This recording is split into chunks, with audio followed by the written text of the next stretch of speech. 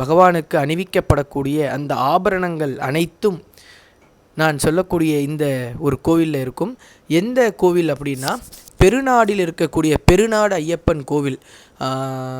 பட்டினம்திட்டா மாவட்டத்தில் உள்ள பெருநாடு என்ற ஊரில் இருக்கக்கூடிய ஸ்ரீ தர்மசாஸ்தா திருக்கோவிலில் வருகின்ற ஜனவரி மாதம் 21ஆம் தேதி ஜனவரி 21ஆம் தேதி காலை 11 மணி அளவில் திருவாபரண காட்சி தரிசனம் நடைபெறும்.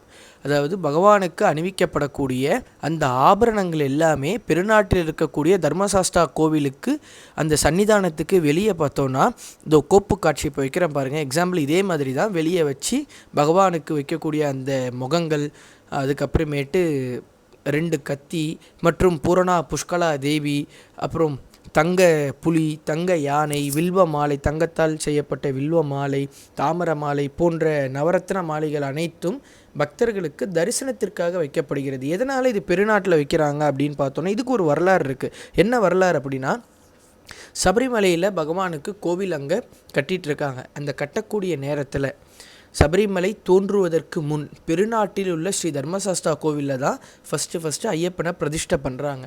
இந்த பிரதிஷ்டை பண்ணக்கப்புறம் மன்னர் ராஜசேகர மன்னர் அவருடைய ராணியோடு இங்கே வந்துட்டு இங்கேருந்து தான் பணியை மேற்கொள்கிறாங்க. மேலே கோவில் கட்டுறதுக்கான பணிகளை இந்த இடத்துல இருந்து தான் மேற்கொண்டுட்டு இருக்காங்க.